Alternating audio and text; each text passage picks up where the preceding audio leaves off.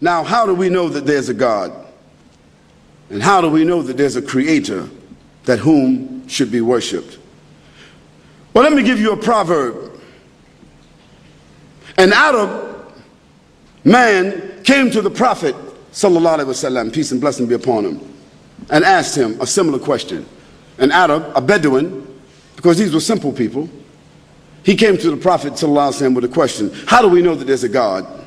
Or how do we know that there's a creator whom should be worshipped? Let me tell you what the Prophet, that illiterate prophet, that unlettered prophet, that simple man, that messenger and prophet of God, let me tell you what he said. He said, the presence of dung is the evidence that a camel was here. The presence of dung is the evidence that a camel was here. The footprints in the sand is the evidence that a person was here. And the evidence of the earth and all the planets are proof that the same one or some great power has placed them where they are. That's what the Prophet said.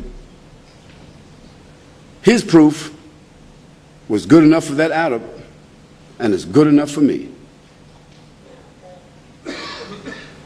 Why should we not consider the theories of natural selection or the Big Bang or the concept of perpetual evolution as plausible evidence for the existence of the world or creation or universe? Because none of these theories can deny the fact that macro and micro systems are arranged, fixed, proportioned, measured, determined, limited, synchronized, and given distinct characteristics and parameters that they cannot go beyond or exceed.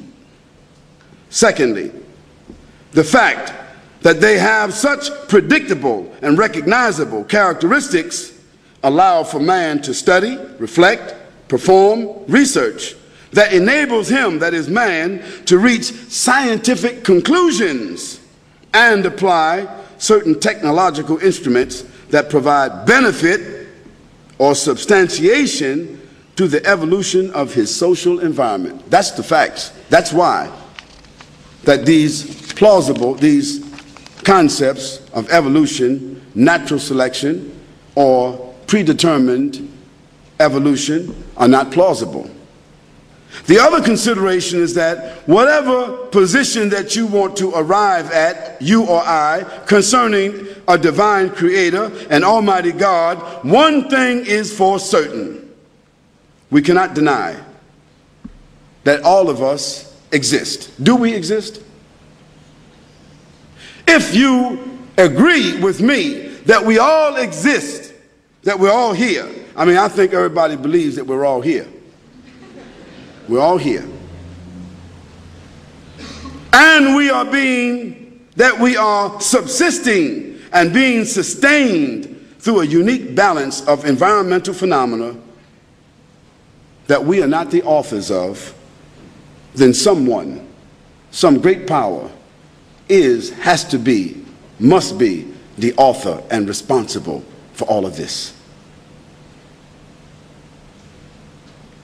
Now those prophets and messengers, all of them, profound men, they all said to their people that there is no God except Almighty God. That means there's nothing to be worshipped, nothing to be obeyed, nothing to be adored, nothing to be bowed down to, nothing to subordinate to except the Almighty. That's what they said. And they said that that Lord and Creator not only has designed the heavens and the earth, not only has put laws in the earth, but has also created a legislation, a morality, and a system for the human beings to live. Because would you think that as a parent that you work as hard as you do, pursue your own education and your own career, and build a house or buy a house, and have a family, and then you have children, and you don't create an environment, or you don't set down any ethics or any code of behavior for your children, don't you? I mean, even though some children think that it should be otherwise, I think most people, most parents feel that they have a right to establish law, principle, ethics, and behavior inside their home. Don't you? Well, do you think that you have more right to establish law and ethics and behavior and a system of what comes and goes in your own home, but that the creator of the heavens and the earth and the environment that you live in, this vast universe that you see and witness and depend upon, that the creator or the benefactor of that would not do the same? Those prophets and messengers said that the Almighty has given to man a system to submit, to surrender, a system by which to recognize God, a system by which to conform to God, a system by which to worship God, and we call that system religion, but that's not a comprehensive word. When we say religion, we think that's something we do on Sunday or Friday or Saturday or sometimes. When we say religion, we think that's something that we do only for God when we get afraid or we get broke or when we get drunk the next day. Oh my God. See, when you say religion, it has a limited preconditioning type of word. But when you say system, now everybody can relate to systems now. If it's only financial system, you can relate to that. System means comprehensive.